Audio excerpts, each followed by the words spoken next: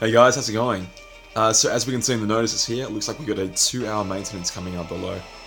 So a 2-hour maintenance isn't exactly that long. I don't think it's enough time to do a full upgrade to a new version, but it could be preparing for that. And the reason I believe there's a new version coming is because, well, we do follow the Japanese version of the game, which recently was updated to 2.4.0. I believe we're currently on 2.3.1 or something, but it's basically just after the pet update. So there's a new update that's been out in the Japanese version for a couple of days now, and I thought I'd sort of go over the features that version has brought with it, because there's some pretty cool ones in there, two in particular that I'm very, very interested in, so let's take a quick look at what they are. Okay, so there are two big ones that I want to talk about first. Firstly, they, in the Japanese version, have completely abolished the daily jewels quests. So if you weren't aware, in the Japanese version, they have every single day, without fail, a quest that will give you 200 jewels if you complete all the objectives. It's very similar to this quest that we have, where we get free SIDS.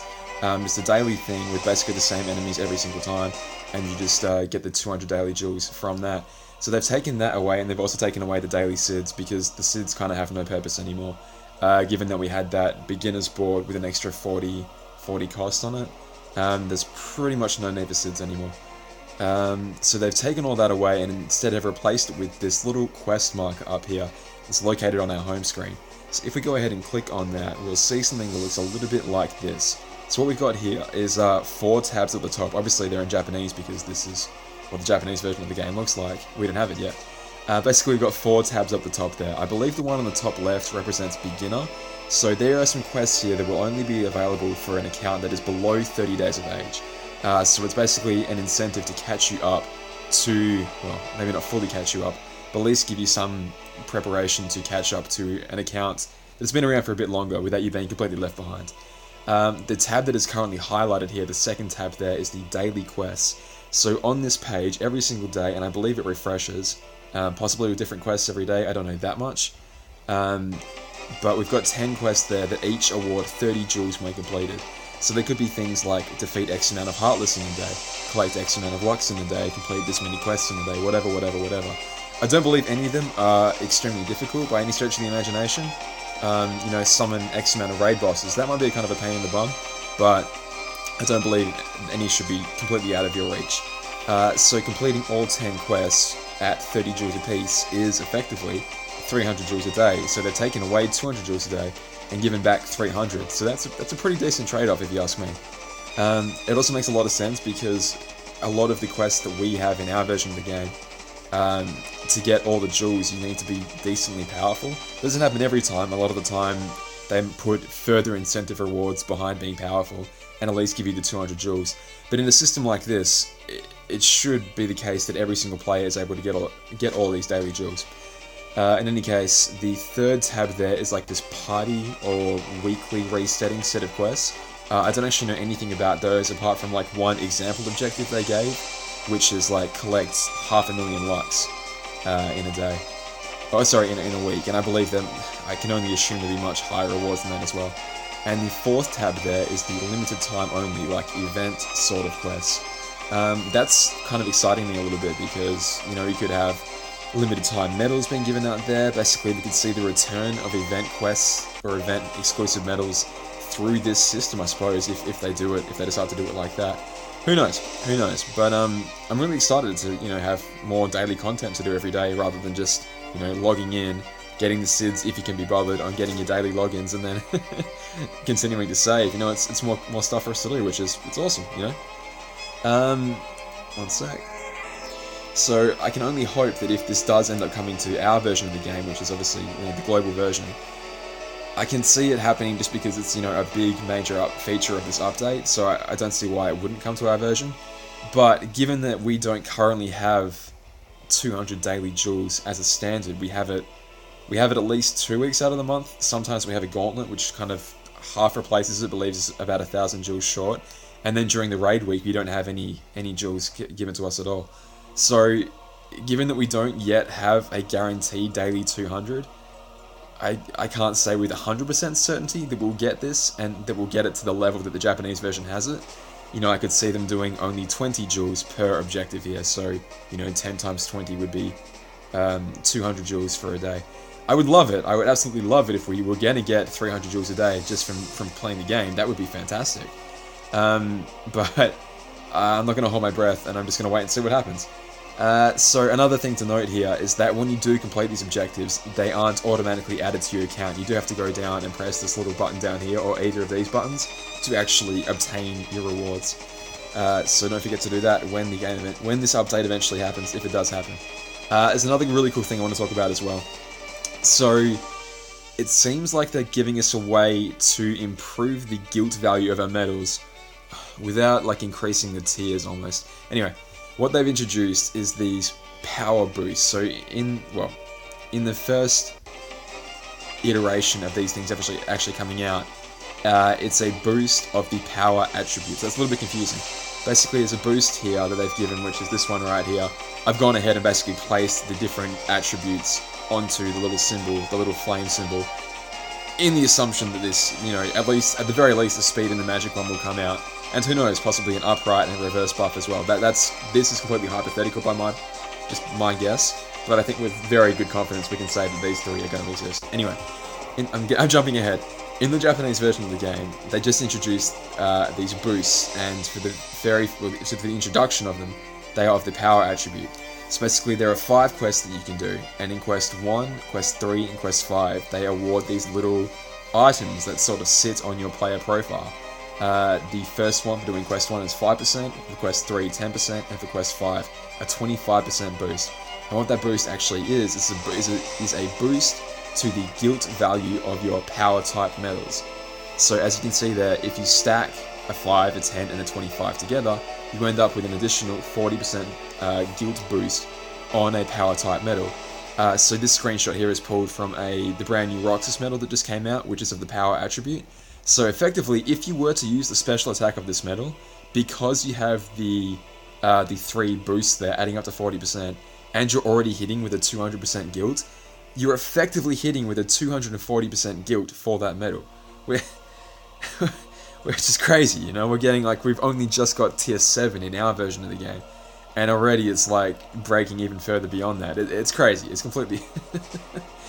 Oh boy, how difficult is the content going to get? Because right now I feel that Kyrie EX kind of makes everything something of a joke, and now we're going to get even stronger again. It's I mean, how difficult are they going to make the content to make it challenging again? He says, and is about to swallow his words when he can't beat a few quests in a month's time. Anyway, so I'm kind of thinking that just because we've seen this example of 40% right now, that's by no means going to be the maximum. I'm thinking, what if they do in the future? Oh, right. So these boosts, this is really important, these boosts have a set expiration date. So when that quest first initially drops, there is no reason to not do those quests immediately, because the boosts are set to expire on a particular day. I believe when the Japanese version got theirs, it was due to expire at the end of November, I think, but I could be wrong on that. I could be quite wrong. But I believe the count that I saw had 28 days on it, and that's from a profile that was a couple of days ago, so I believe it ends on November 31st, but I could be completely wrong. All I know is that they do have a set expiration date at which they will wear off, so it's not like they're a consumable in other freemium games point of view, where you collect a consumable, you use it, and it only lasts an hour, 2 hours, a day, whatever. In this case right here, as long as you have it active, it's active for the entire duration of its life, basically. I'm rambling here, but when it's set to end, it's set to end, so you may as well get it as quickly as possible, and reap the benefits. I'm thinking in the future, they may not just have one running at a time, they could have a weekly or a monthly thing, where it's okay, power is strong this month, okay, in December, speed is strong in December, okay, January, magic is strong in January, who knows, and maybe they could end up stacking them in the future. You could have, if this hypothetical upright and reverse actually exists, you could have, okay, power 1 week, upright the next week, speed the next week, so you could have all these different various buffs working with each other, and, you could exceed 40%, it could, who knows, you could have an upright buff and a power buff going at the same time that gives you 50, 60, 100 additional percent, so you're firing off a tier 7 medal with effectively 300% guilt. I don't know, this is all hypothetical, but it could get crazy pretty quickly. There seems to be no restriction on this, so Yeah, it could be very, very interesting. I think that's pretty much all I want to say about that. So what else did they do? Okay, so they added an auto mode to basically all the quests. So you still have to run up and actually touch each individual mob. But the second you do, you can hit auto and just start firing off special attacks. The way that we currently have for our raid bosses. Speaking of that, if you go into a raid boss and you're the kind of person that always hits auto, which that's definitely who I am, it'll remember your preference, so now you don't even have to press auto anymore, it will just automatically begin firing off special attacks like crazy. And that's really good for me because half the time I seem to miss the auto button with my dumb fat finger, and, you know, instead of using 0.2 Kari, which I used to use all the time, and I'd end up actually accidentally tapping and I'd waste my buffs for that turn. So, it's good for people like me. And now we even have to do even less when raiding. Oh yeah, little party members are going to have a little green bubble over their head saying if they're actively, you know, actually in the online, or a grey bubble over their head if they're offline. I could see this being kind of cool, but also kind of bad, you know, like, I could see people being shamed pretty badly into not hitting the likes boost button. It's like, hey, look, we're all online. When we said we would be online, you weren't. You know, you're going to kick you out of the party. I hope it doesn't evolve into that. I don't know what else it would be for. Apart from to just shame people into pressing the Lux button when the party wants it, you know? Like, I don't know. I hope they thought it through. But it's kind of cool to see who's online with you, I guess, but I don't know. It's not that a big deal to me. It's basically in the pet update. I'm not sure if all of you guys are aware. The Japanese version actually exceeded the level cap from 300 to... I was going to say to a value, but I don't actually know what the value is. I've seen accounts that are pushing 400, but I don't know if that's the cap or if just no one's reached it yet. I don't know. Someone in the comments, if you know, let me know what the level cap increase actually is. But I'm hoping that will come to us because, you know, we're collecting all this Lux and it'd be cool to have a little magic meaningless number start going up alongside it. I don't know. So a couple of minor things as well. And lastly, I'm thinking, when will this update actually drop? Okay, so just for comparison, 2.3.1, which was the pet update again, had a delayed release in the Japanese version and ended up launching on the 20th of September, with ours coming just over a week later. I don't know if that should be a hard and fast rule though, because like I said, the Japanese date was rather delayed on that, which could have pushed back the global date, or the global date could have always initially, they could have always wanted it to be the 28th of September. Who knows?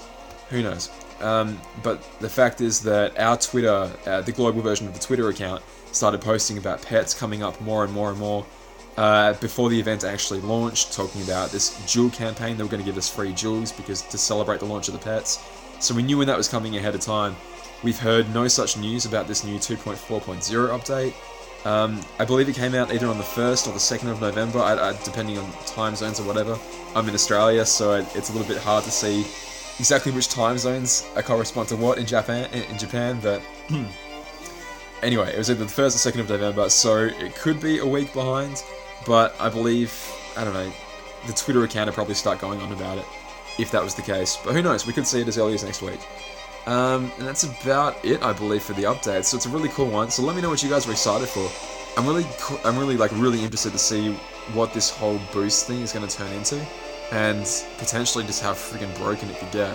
Like I said, why couldn't they just go ahead and stack, you know, upright and reverse and speed together and just have ridiculously powerful keyblades for a moment. Oh, right. I wanted to say, copy medals. If you have like a power-based copy medal, for example, you'll only get that additional boost if you are copying a power medal as well. So what I mean by that is, like, if you have a HD Xion, for example, that's copying, like, I don't know, Sykes B, for example, it will get the boost because it's copying a power type medal, but if you were copying, like, I don't know, Final Form Xion, which is a speed type medal, you won't get that additional 40% boost. It works a lot, you know, it works just like every other copycat medal, basically.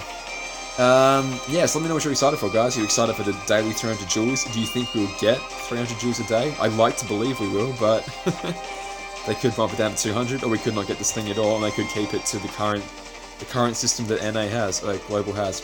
Anyway, guys, I've rambled on for long enough, so I'll catch you later. All the best. Bye.